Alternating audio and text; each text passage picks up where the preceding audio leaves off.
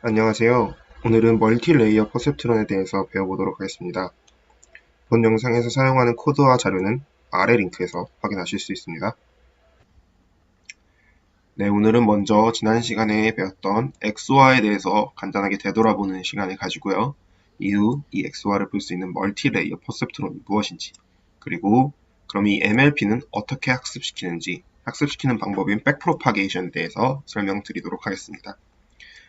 이후 간단한 예제 코드와 함께 강의를 마무리하도록 하겠습니다. 네, 먼저 XOR인데요. 지난 강의에서 XOR에 대해서 설명을 드렸고, 이 XOR 문제는 퍼셉트론으로 해결을 할 수 없다고 설명을 드렸습니다. 그럼 XOR가 무엇인지 간단히 리뷰 먼저 진행하겠습니다. 지난번에도 이 진리표를 그려드렸었는데요. XOR는 입력이 같은 경우에는 0, 입력이 다른 1, 이런 경우 1, 1, 0, 1, 11의 경우에 무엇이죠? 네, 0이겠죠. 이렇게 입력이 같으면 0, 다르면 1을 아웃풋을 내는 유닛이고요.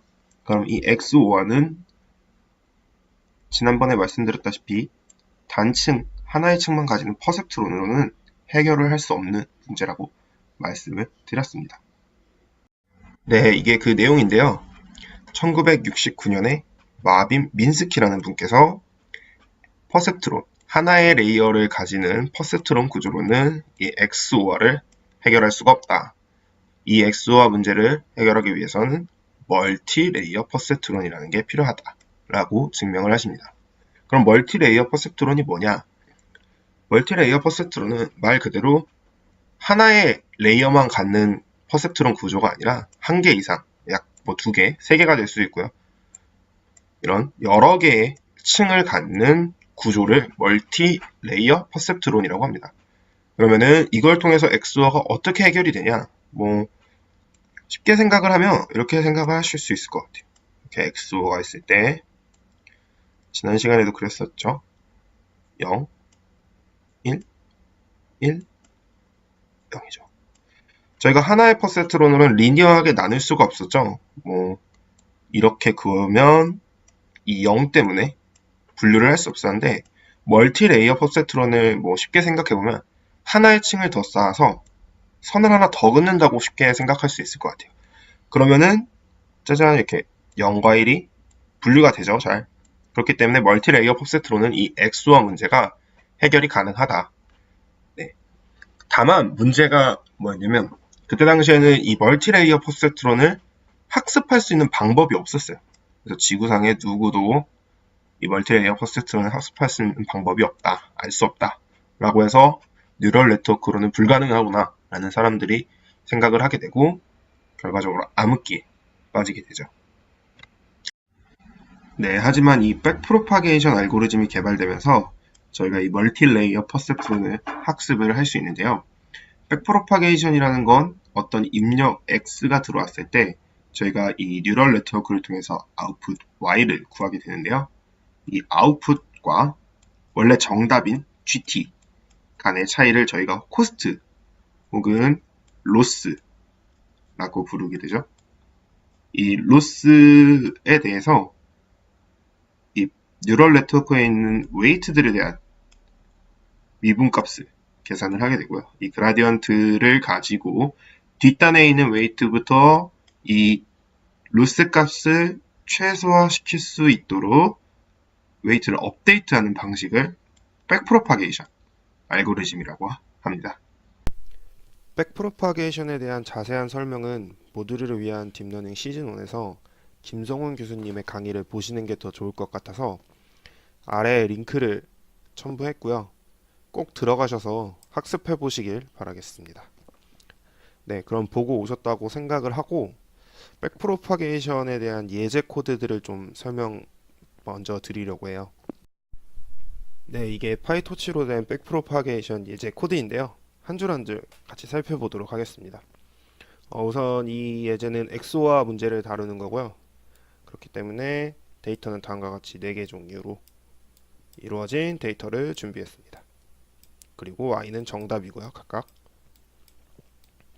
네, 그러면은 저희가 뉴럴 네트워크를 학습하기 위해서 레이어들을 선언을 해야 되는데 평상시랑은 좀 다른 형태로 되어 있는 걸 확인하실 수 있을까요? 평상시엔 저희가 보통 토치의 NM 패키지에 있는 리니어 레이어를 주로 사용을 했는데 이번에는 그렇게 하지 않고 웨이트와 바이어스들을 직접 다 선언을 해보겠습니다. 그래서 처음에는 두 개짜리 웨이트를 가지는 더 웨이트와 바이어스, 그리고 두 개에서 한 개로 가는 웨이트를 가지는 웨이트와 바이어스를 각각 선언을 했고요.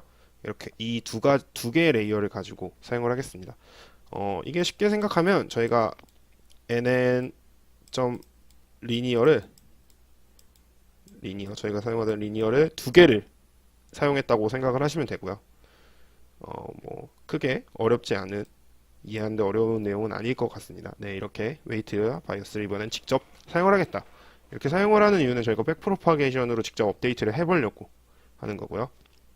그리고 이번에는 시그모이드도 한번 직접 파이토치에 있는 게 아닌 직접 이렇게 함수로 적용해서 사용을 해볼 거고요.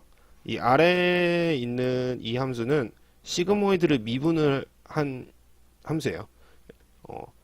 앞에서 시즌 1에 백프로파게이션 강좌를 열심히 수강하셨다면 다들 아시겠죠? 시그모이드 펑션을 미분하면 이런 형태를 가진다는 걸 다들 알고 계실 것 같아요. 그래서 이것도 함수로 정의를 해놓고 사용을 하겠습니다. 네, 그럼 다음으로 이게 실제 학습 코드의 일부분인데요. 중에서도 이제 포워드 하는 부분에 대한 내용이고, 포워드는 다들 아시죠? 그냥 웨이트 곱하고, 저희가 웨이트 곱하고 바이어스 더하고, 그리고 액티베이션 통과하고, 네, 두 번째 레이어에 웨이트 곱하고 바이어스 곱하고, 다음 시그모이드 또 액티베이션 태우고, 이런 형식이고요. 그리고 이렇게 나온 구한 y프레드를 이용을 해서 저희가 로스 코스트를 계산을 하게 되죠. 여기서 사용하는 코스트는 저희가 자주 사용하고 잘 알고 있는 바이너리 크로스 엔트로피 로스고요. 바이너리 크로스 엔트로피 로스가 이런 형태를 가지고 있어요. 그래서 이렇게 사용을 하시면 바이너리 크로스 엔트로피 로스를 사용을 하는 것입니다. 네, 그럼 다음으로 가장 핵심인 백프로파게이션 코드에 대해서 살펴보도록 하겠습니다. 네, 아래 보시면 이렇게 쭉 길게 백프로파게이션을 하는 코드들이 있는데요. 여기서는 저희가 미분을 어떻게 하고 왜 이렇게 구해지는지에 대한 설명보다는 이미 모듈을 위한 딥러닝 시즌 1 강좌를 수강하고 백프로파게이션이나 미분 같은 걸 충분히 이해가 있을 거라고 생각을 하고, 파이토치 코드로는 백프로파게이션이 어떻게 구현할 수 있는지 그런 내용 위주로 좀 살펴보도록 하겠습니다. 네, 처음으로는 저희가 로스에 대한 코스트에 대한 저희가 바이너리 크로스 엔트로피를 사용했죠. 그거에 대한 미분을 계산을 해야 되는데요. 그래서 이 식이 이제 바이너리 크로스 엔트로피를 미분한 식입니다. 네, 그리고 참고로 이 마지막 항 같은 경우는 0으로 나누어지는 경우를 막아주기 위해서 집어넣은 터밍이고요. 네, 이렇게 바이너리 크로스 엔트로피 로스에 대해서 미분을 하고 나면 이제 순서대로 체인열로 쭉쭉쭉 앞으로 가면서 미분을 구하시면 되고요. 이때 저희가 시그모이드 액티베이션 펑션에 대한 미분을 아까 앞에서 설명을 드렸고 사용을 한다고 했는데, 그 함수 시그모이드 프라임이라는 함수를 사용할 거고요. 그리고 바이어스에 대한 미분 역시 마찬가지로 계산을 할 거고, 그리고 마지막으로 웨이트에 대한 미분을 계산을 합니다. 이러면은 뒷단에 있는 두 번째 레이어에 대한 백프로파게이션 계산이 끝난 거고요. 그리고 마찬가지로 첫 번째 레이어죠. 첫 번째 레이어에 대해서도 마찬가지로 이렇게 백프로파게이션을 같은 방식으로 계산을 하시면 백프로파게이션 코드가 구현이 완료가 됩니다. 크게 어려운 내용이 없을 것 같아요. 새로운 건 없을 것 같고, 다만 여기 트랜스포즈라는 거를 모르는 분들도 있으실 것 같은데, 트랜스포즈는 그냥 흔히 저희가 매트릭스에서 생각하는 트랜스포즈 개념이라고 생각을 하시면 돼요. 예를 들어 이 A1에 근데 그거랑은 좀 차이점이 차원축을 지정을 해줄 수 있고요. 그래서 이 두 번째 인자값이랑 세 번째 인자값 차원을 서로 수합시켜라 라는 의미예요. 그래서 A1이 만약에 예를 들어서 10by 5 크기의 매트릭스인데, 이 트랜스포즈라는 거를 이 함수로 바꾸게 되면 0번째 축인 10과 첫 번째 축인 5가 바뀌어서 이 트랜스포즈의 결과는 5 by 10 크기의 매트릭스로 변형이 된다 라고 생각을 하시면 될 거고요. 혹시 이 맵머리라는 펑션을 모르는 분들도 계실 것 같은데 그냥 매트릭스 멀티플라이 그냥 매트릭스 곱이라고 생각을 하시면 될 것 같습니다. 네. 그러면 이제 실제 웨이트를 업데이트하는 코드인데요. 웨이트를 업데이트하는 건 굉장히 간단한 방식이에요. 네, 이 부분인데 원래 있는 기존의 웨이트에다가 우리가 백프로파게이션으로 구한 미분값을 런레이트에 곱해서 빼주면 저희가 이걸 업데이트를 하게 됩니다. 이거 같은 경우는 이제 그라디언트 디센트 미니마이즈를 시키는 경우고요. 만약에 그라디언트 어센트를 시키려면은 이거를 플러스 더하기로 바꿔주시면 됩니다. 근데 일반적으로는 빼주죠. 다 미니마이즈 시키는 태스크이기 때문에 일반적으로는 다 마이너스라고 생각을 하시면 될 것 같아요. 네. 그리고 그거를 이제 나머지 바이어스와 웨이트들에도 똑같이 적용을 해주시면 이제 파라미터가 다 업데이트를 할 수 있게 됩니다. 그러면은 이렇게 학습을 이렇게 진행을 하면서 저희가 한 100번째 스텝마다 한번 또 출력을 해볼까요? 출력을 하면 옆에 있는 이런 식으로 학습이 되고요. 처음에 코스트가 1 정도에서 시작을 해서 학습이 진행되면 될수록 점점 감소가 되는 걸 확인을 할 수 있고요. 네, 이렇게 학습이 완료되고 나서 실제로 출력을 찍어보면 학습된 모델을 찍어보면 이렇게 하이파시스도 잘 나오고 잘 분류를 하죠. 그리고 정확도도 100%를 도달하는 걸 확인하실 수 있습니다.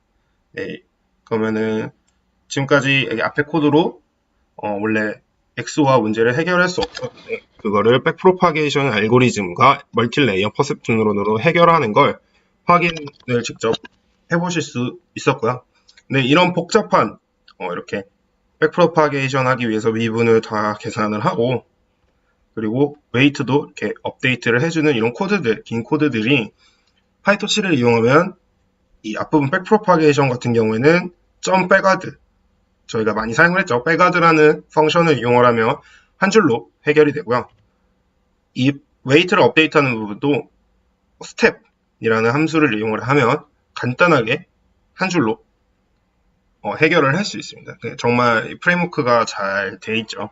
그렇기 때문에 혹시 오늘 이 백프로파게이션과 파라미터 업데이트 이런 부분에서 좀 어려운 코드 구현이 난 모르겠다. 개념은 알겠지만 구현이 어렵다라고 하시는 분들도 크게 걱정을 안 하셔도 될 것 같습니다. 네, 여기까지 백프로파게이션에 대한 설명이었고요. 이제 다시 XOR을 좀 파이토치 원래 저희가 구현하던 스타일로 파이토치에 좀 더 맞게 구현을 하는 그런 설명들을 좀 드리도록 하겠습니다. 네, 그러면 코드를 좀 살펴볼게요. 네, XOR NN이라는 코드고요. 뭐 그 전 강의에서 봤던 코드와 크게 다른 부분은 없는데 한 가지 차이점은 이 부분. 리니어 레이어가 하나 더 추가가 됐죠. 그래서 총 2개의 레이어를 가지는 멀티 레이어 퍼셉트론입니다. 이 멀티 레이어 퍼셉트론을 이용을 해서 XOR 문제를 풀 수 있는지 실제 좀 확인을 해볼 건데요. 나머지 부분은 다 전 강좌에서 봤던 코드와 비슷해요. 바이너리 크로스 엔트로피 로스를 쓸 거고요. 스토캐스틱 그라디언트 디센트를 이용해서 학습을 진행을 할 겁니다. 학습하는 부분도 10,000번 정도 학습을 할 거고 100번에 한 번씩 로스가 어떻게 변하는지 실제 프린트로 출력을 해볼 겁니다. 출력을 해보면 이 오른쪽과 같이 결과가 나오는데요. 지난번 퍼셉트론, 단층 퍼셉트론을 가지고 학습을 했을 때는 200스텝 이후로 이 로스가 줄어들지 않는 것을 확인할 수 있었는데요. 이 레이어를 2개를 쌓은 멀티 레이어 퍼셉트론에서는 계속해서 로스가 감소하는 걸 확인을 할 수가 있죠. 그리고 실제 학습이 완료되고 나서 결과를 봐보면 XOR 입력에 따라서 XOR 게이트에 맞게 잘 출력을 하는 걸 확인할 수 있습니다.